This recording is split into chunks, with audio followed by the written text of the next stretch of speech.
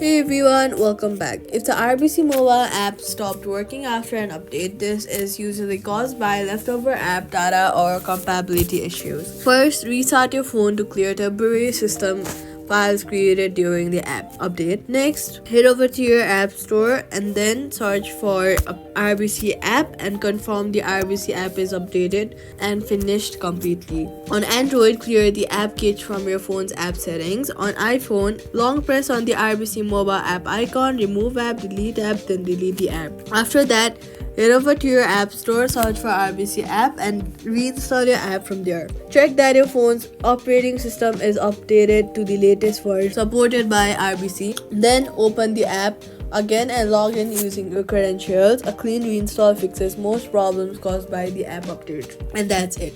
Subscribe for more quick fixes.